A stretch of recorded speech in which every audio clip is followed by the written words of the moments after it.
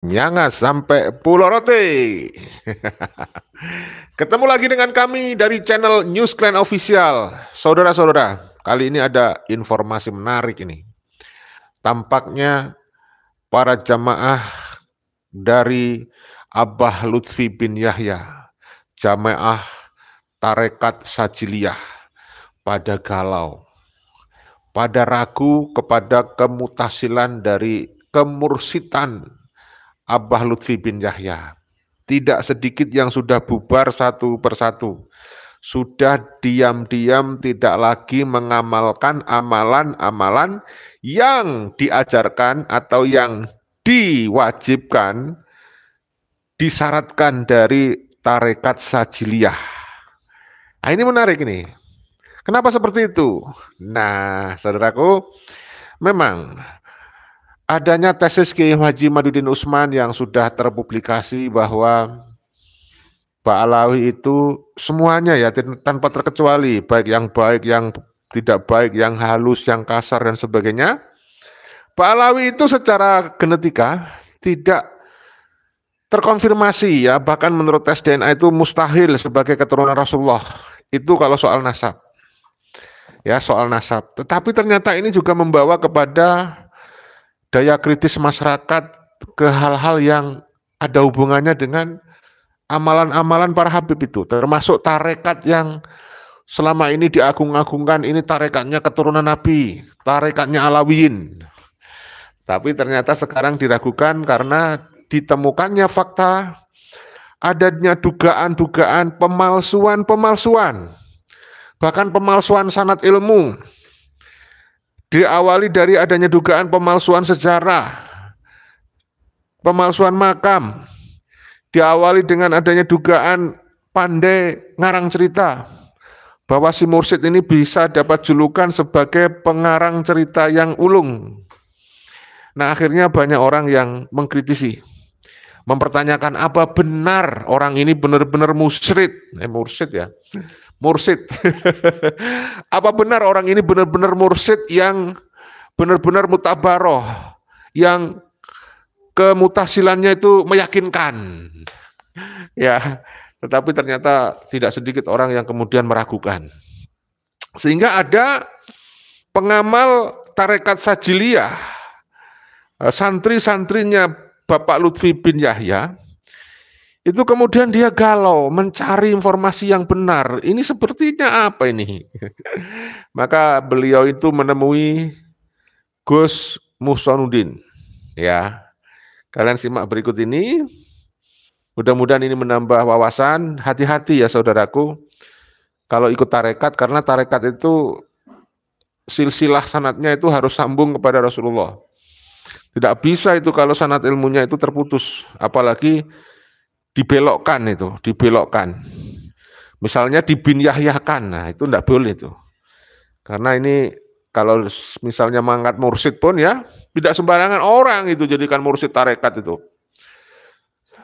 Tidak bisa misalnya saya misalnya pengikutnya tarekat apa misalnya, tarekat apa Nasabandiyah, Qadiriyah misalnya, atau ada lagi misalnya pengamal pengikut tarekat Nasabandiyah apa Wahidiyah atau apalah pokoknya namanya, itu kan banyak tarekat yang mutabaroh itu ya. Nah, saya itu sebagai santri tidak boleh mengangkat diri saya dengan sendirinya. Gara-gara sudah semua diamalkan, lalu saya dengan sendirinya ngangkat mursyid gitu. Jadi mursyid lalu ngangkat murid gitu. Tidak bisa tanpa adanya restu atau mendapatkan pengangkatan resmi dari guru saya. Jadi begitu, jadi harus ada resmi nih. Pendelegasian, suksesi, kemursidan ini harus mutasil benar.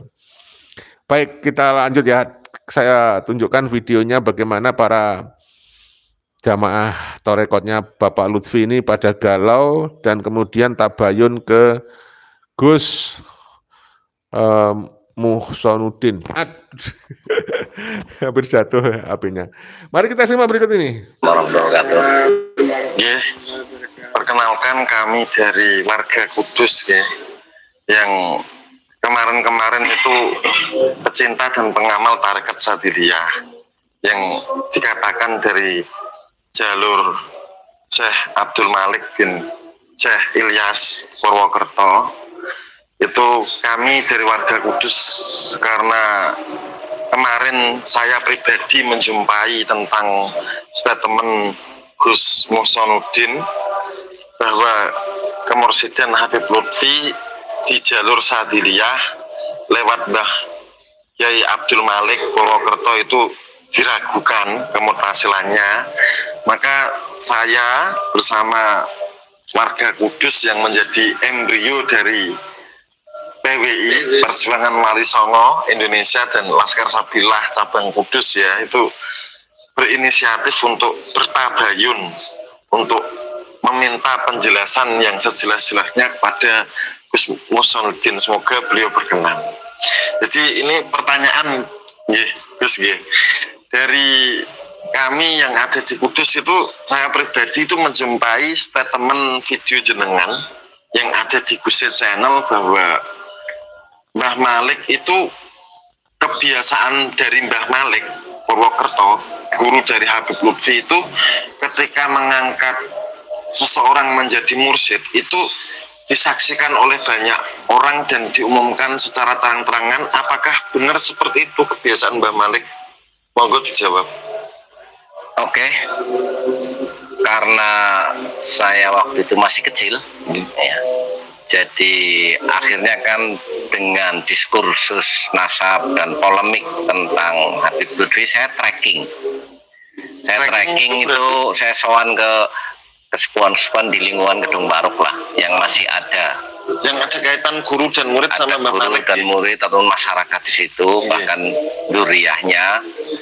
Itu setahu beliau itu hanya pernah mengangkat mursyid Naksabandi kepada cucunya. Kepada cucunya yang bernama Kiai Abdul Qadir Al-Maghfurlah. Setelah itu tidak ada. Berarti tidak ada mengangkat kemursidan Sadiliyah kepada siapapun gitu? Saya tracking atau saya soan-soan itu tidak ada. Kalau seandainya ada, pasti Mbah Malik mengumumkan di depan umum ya. Tradisi mursyid dan tradisi Mbah Malik karena sempat mengangkat mursyid cucunya diumumkan di masjid. Nah itu dari berapa orang-orang tua dan masyarakat di sekitar Gedung Barok, saya tidak menemukan itu.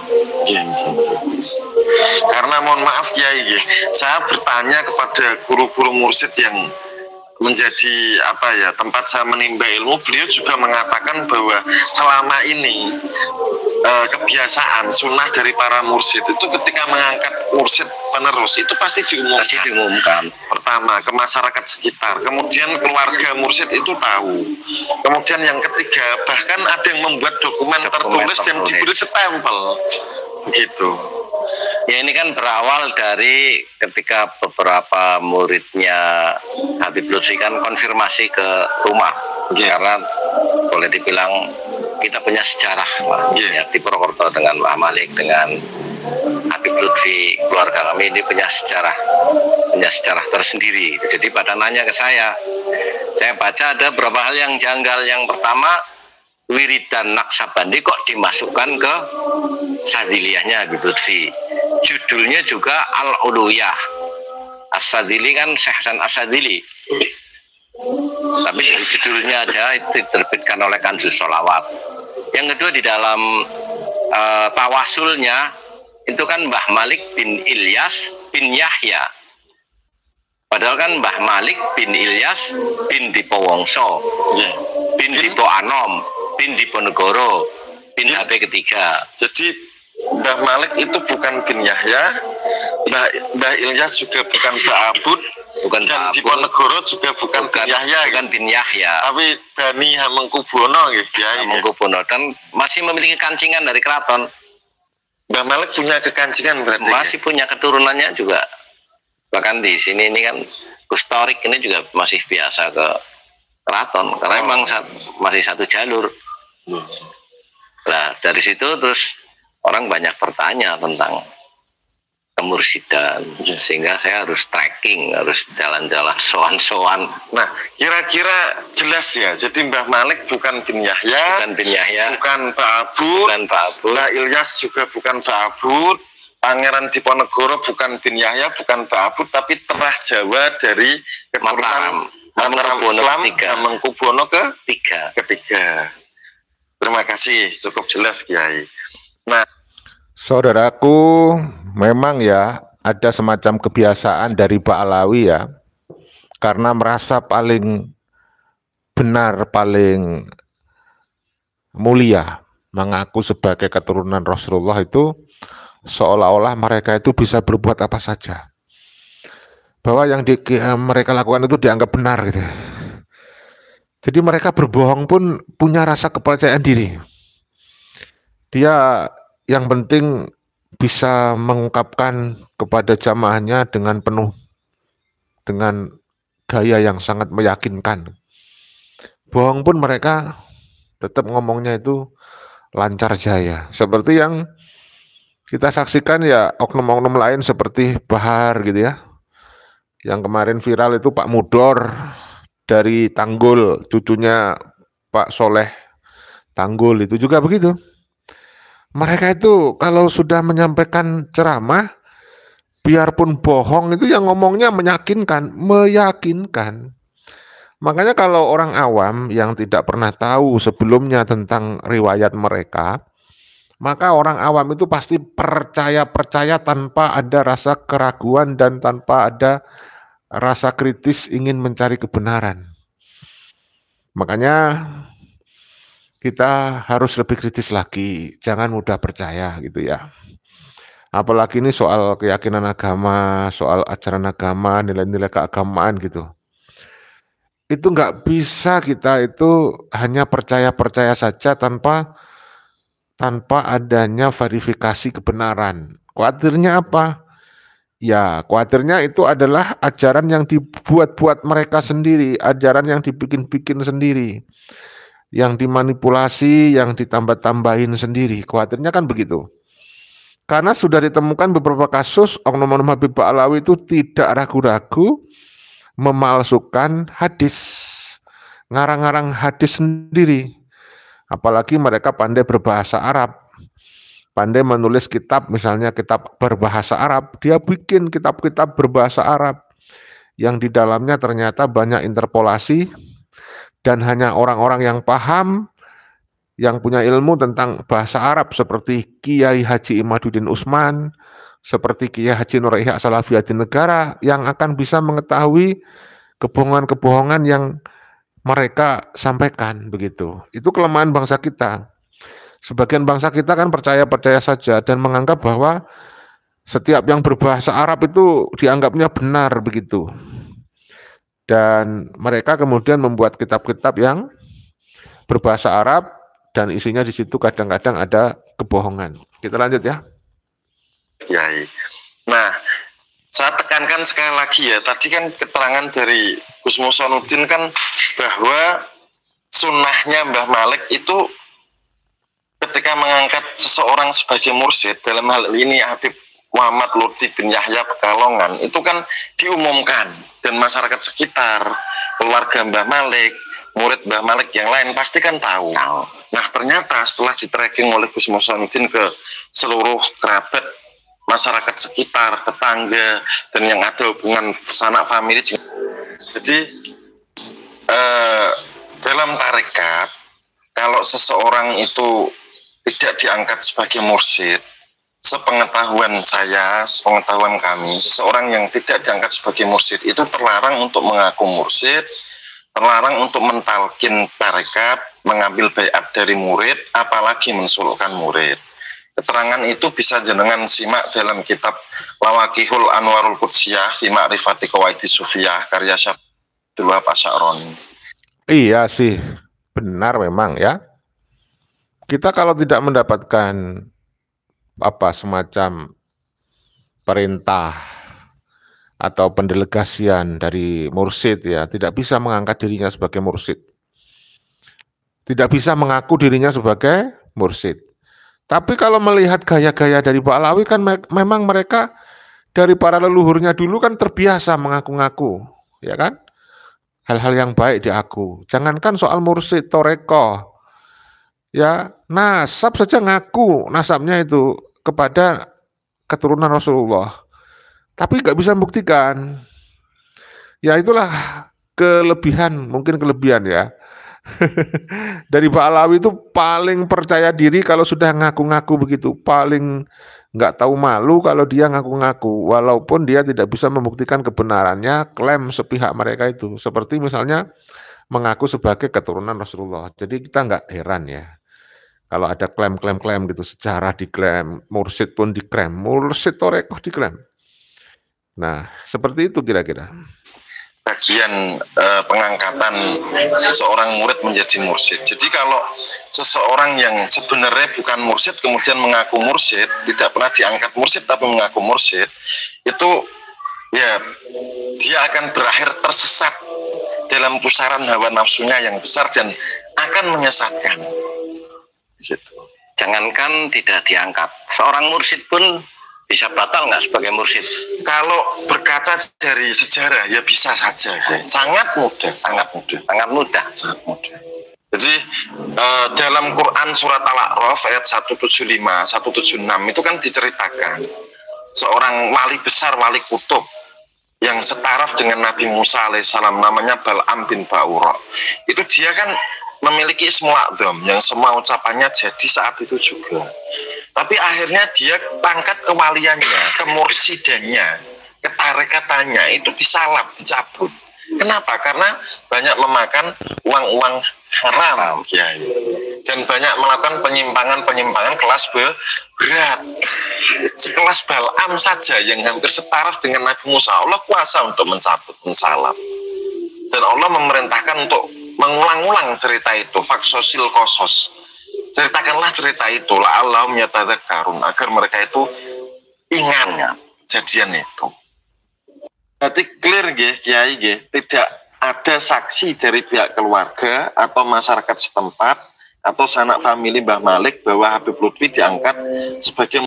Pernah di masjid Mbah Malik ngumumkan itu, saya belum pernah dengar cerita berarti itu. Habib Lutfi kemursidan sadilahnya dapat dari mana itu, Kiai? Kan iya, Habib Lutfi yang lebih tahu. Mencantolkannya kan dari Mbah Malik ya. Ya itu wilayahnya Habib Lutfi. Oh gitu ya. Jadi nggak ada saksi. Pertanyaan yang selanjutnya ini, apakah beliau Habib Lutfi pernah mondok atau nyantri atau menjadi murid Syekh Malik? Kalau mondok nyantri seperti kebanyakan orang Jawa yang enggak, jadi hanya dari mana mampir terus berapa hari terus pulang. Setahu saya enggak nyantri seperti nyantri mondok itu. Kalau mungkin lebih tepatnya ya istilahnya santri tabarukan. Kalau santri kalong masih setiap hari kan. Betul. Ya, kalau setahu saya hanya mampir. Kan berarti sekedar mampir. Ya mampir berapa hari terus pulang, mampir berapa hari pulang gitu. Berarti bukan membaca sebuah kitab terus mengatakan awal sampai akhir, itu bukan ya? Kayaknya enggak ya. Nah, ini terbongkar lagi ya. Ini sejalan dengan apa yang pernah disampaikan Kiai Haji Madudin Usman ya, bahwa Habib Lutfi itu tidak memenuhi syarat disebut ulama. Jadi Habib Lutfi bukan ulama. Walaupun dia menisbatkan dirinya mengaku sebagai mursyid torekoh sajiliyah. Ternyata terbongkar ya. Jadi keilmuan Habib Lutfi soal keagamaan diragukan juga. Soal kemursidannya juga diragukan. Bahkan kalau kita merujuk apa yang disampaikan oleh Kiai Madudin, maka Habib Lutfi bin Yahya ini bukan ulama. Karena tidak pernah menemui Habib Lutfi itu membaca kitab. Ya. Nah, seperti itu ya. Jadi banyak sekali para Ba'alawi itu di-branding sebagai keturunan Rasulullah, di-branding sebagai seorang agamawan, di-branding sebagai seorang ulama, tetapi setelah dikritisi dia itu tidak memenuhi syarat. Seperti misalnya di-branding sebagai cucu Nabi, nggak memenuhi syarat ya, nggak layak disebut cucu Nabi. Di-branding sebagai keturunan Rasulullah, tetapi nggak memenuhi syarat, nggak bisa membuktikan. Nah inilah, hati-hati ya, jangan menilai seseorang itu dari tampilannya, dari brandingnya, dari mereknya.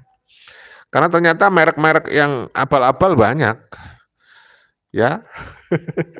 Ini benar-benar sebuah cerita yang mungkin bagi orang yang mau berpikir, ulil albab, ini adalah sebuah pencerahan.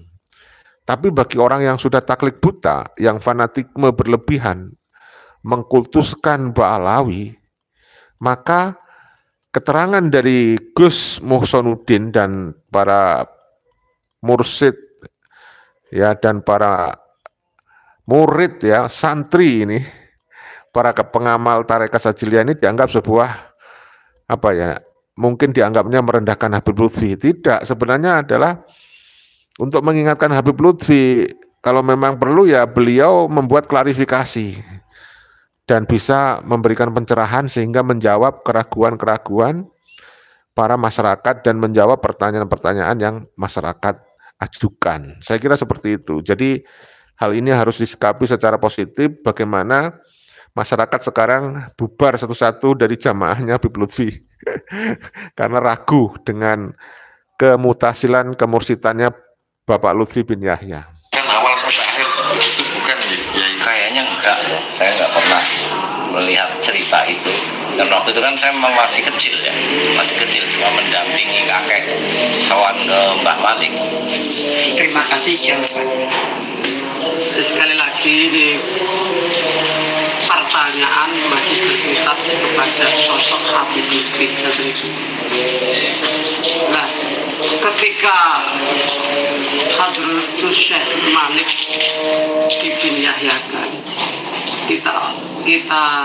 kita semua minta mendengar secara langsung bagaimana respon Habib Lutfi sampai saat ini ketika diminta warga besar Mbah Malik untuk memverifikasi.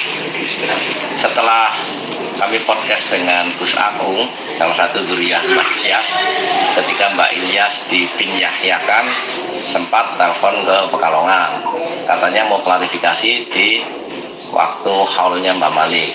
Tapi ini sudah hampir 2 tahun nggak ada klarifikasi. Sampai sekarang Pak? Kalau saya sampai sekarang kan belum pernah ada klarifikasi baik melalui mass media maupun mendatangi ke keluarga ke Bani Ilyas. Karena yang bin Yahya kan Mbak Ilyas, Pak Malik bin Ilyas bin Yahya. Berarti belum ada istilahnya itikat baik ya, sama guru, sama mbah guru kan gitu. Yang kita lihat seperti itu. Yang kita kan belum ada kan di pengajian maupun di sampai detik ini gitu. Saya belum pernah mendengar dia meluruskan tentang sejarah itu. Bahkan itu siapa itu? Buya Rozi apa kan? Apologi. Habib Rizik. Enggak, Buya Rozi. Buya Rozi. Ya. Apologi. Maksudnya apologi bagaimana? Ya seolah-olah membela bahwa itu mensayyidkan atau memuliakan gurunya. Padahal memperhatikan bin. Kalau mensayyidkan itu kan hanya dalam panggilan sayyidi atau ustadi kan. Kalau itu udah jelas tertulis Mbah Malik bin Ilyas bin Yahya, kan bukan mensayyidkan itu. Lebih tepatnya memperalawikan. Permasalahan sekali lagi Gus Muhsanuddin, permasalahan Mbah Ilyas dipindahkan itu sudah keluarga itu mengetahui sudah berapa tahun lamanya? Ya baru-baru kemarin lah. Baru-baru kemarin. Setelah ramai tesisnya kayak Imat. Berarti seiring dengan perjalanannya tesis ke Imat, terus keluarga mendengar ketika Mbak Ilyas dipindahkan gitu. Itu kan buku kan dibagikan ke murid-muridnya, bukan ke keluarganya Mbah Malik. Nah setelah gegeran tesis, banyak murid-muridnya Mbah Malik yang konfirmasi ini kok bin Yahya. Nah, sehingga saya menghubungi pihak keluarga, podcast bareng, nggak bener itu kalau bin Yahya. Apakah sempat disemayamkan semacam tulisan di tempat makam beliau-beliau? Kalau di Mbah Malik tidak ada, hanya di buku panduan wiridnya. Tapi kalau di tempat ini dulu pernah dipaabutkan. Kami juga sempat ngonten, akhirnya dicopot-copot. Di tempat makam Mbah Ilyas. di luar pengetahuan keluarga. Nah, di buku Wirid Belias bin Yahya, di sini kok Ba'abud, maksudnya bagaimana itu? Kan Ya mungkin rebutan sesama Balwi. Rebutan sesama Balwi ibaratnya itu Rebutan marga. Arab ngiyup neng wit gede lah. oh, kepengen bernaung jadi benalu di pohon besar begitu ya. Yang besar itu kan memang leluhur Jawa, bukan leluhur Pak Alawi. Yang punya karomah ya. Ya semuanya punya sejarah, punya ilmu, punya karomah itu kan orang-orang Jawa, orang-orang Nusantara. Bukan keturunan imigran Yaman. Terus mohon maaf Kiai ya, saya membawa keluh kesah dari Ridwan Marga Kudus yang kemarin mengamalkan tarekat Sadiliyah lewat Habib Lutfi, lewat Mbah Malik. Itu kan berarti mengkotek dan isnadnya ya tidak bisa dipertanggungjawabkan karena bukan mursyid. Itu seharusnya Salikin Muhyiddin Sadiliyah itu bagaimana menurut ya? Kalau memang kasusnya seperti itu, bisa kita itu tetap wiridan sebagai aurat biasa, Bukan suluk tarekat, bukan bukan suluk tarekat, atau mencari mursyid lain yang mutasil. yang mutasil untuk baiat ulang. Kalau saya sih lebih cenderung mencari mursyid lain yang mutasil kan sama-sama wiridan juga. Betul sekali. Jadi intinya ada yang memilih mursyid lain yang mutasil itu lebih baik ya daripada kalian wirid tapi sanad ilmunya nggak jelas. Artinya sanad mursyidnya nggak jelas, dibelokkan atau salah. Lebih baik mencari mursyid baru. Itu berarti kalian harus meninggalkan jamaah Lutfi, Pak Lutfi ya, sudah nggak ngikuti Pak Lutfi lagi. Maka itu artinya bubar satu-satu. Bubar satu-satu jamaah Pak Lutfi. Bubar satu-satu jamaah tarekatnya Pak Lutfi bin Yahya.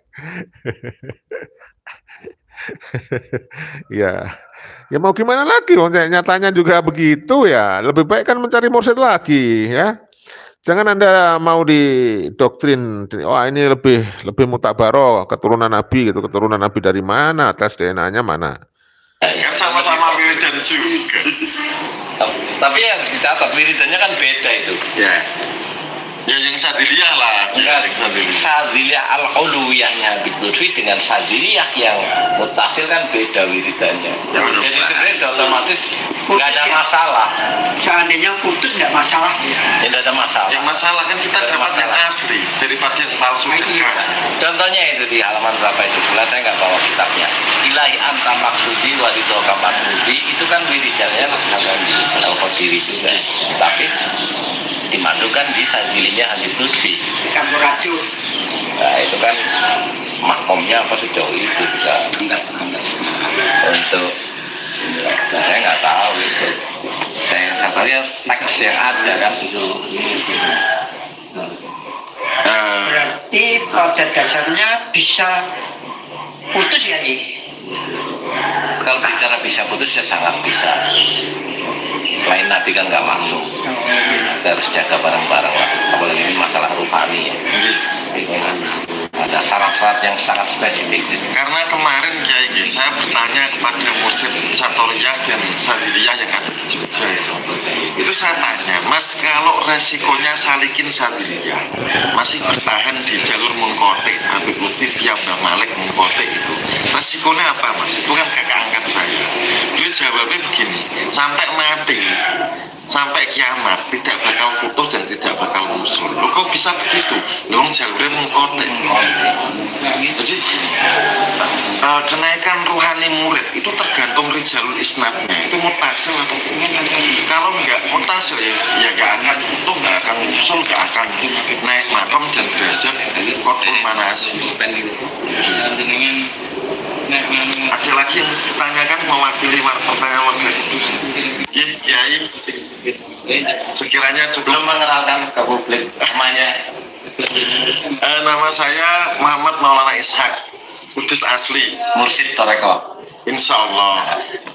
Guru saya masih hidup, jadi bisa diverifikasi. Kalau ketemu guru saya bisa menemukan ya. Masih hidup semua, bisa verifikasi semua. Kemudian yang ada di sebelah saya, Ya Masud Wahab dari Kudus, juga sebagai warga biasa, cuma saya pecinta wali Indonesia. Kemudian perkenalkan, Saya sendiri Selamat Riyadi, sama dengan apa yang disampaikan Yai Masud Wahab. Termotivasi oleh keadaan sekarang, di mana kita selaku putra yang dilahirkan oleh leluhur kita untuk menjaga dan meluruskan sejarah yang telah dibelokkan dari di mana sejarah dan leluhur kita itu adalah sebuah obor bagi kita semua. Ketika sejarah itu dibelokkan, sama halnya obor itu diredupkan. Suatu saat kita akan kehilangan bangsa dan negara. Oke, selanjutnya. Nama Abdul Rasid, panggilan Kujanaka. Kami rakyat biasa, hanya karena cinta kami terhadap negara dan agama dan leluhur atau keturunan Rasulullah, ingin menjaga kemurnian keturunan Rasulullah. Ya, himbauan untuk warga Kudus ya.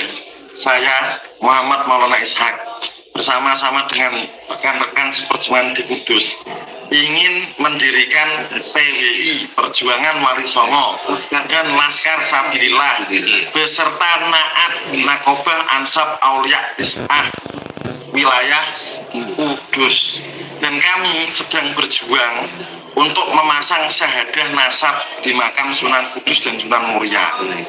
Begitu ya, karena saya ditugasi langsung oleh Ketua Naat untuk memasang dan mengkonsolidasikan syahadah nasab di makam Sunan Kudus dan Sunan Muria. Terima kasih. Begitu Kiai. Nun walaupun ini cerita yang kudus, moga-moga jadi pencerahan untuk kita bersama. Assalamualaikum warahmatullahi wabarakatuh. Waalaikumsalam warahmatullahi wabarakatuh. Terima kasih Gus Muhsonuddin, luar biasa. Terima kasih yang sudah menyimak video kita ya. Sudah berkenan menemani kita sampai akhir. Saya minta maaf tidak bisa membaca komentar Anda ya, karena saya harus rehat sebentar, saudaraku ya. Nanti kita akan live lagi di channel satunya Tanda Kejadian setelah rehat gitu ya. Oke, kita jaga persatuan dan kesatuan. Salam persaudaraan, salam Pancasila Jaya, salam NKRI harga mati, salam Bhinneka Tunggal Ika. Wassalamualaikum warahmatullahi wabarakatuh. Merdeka!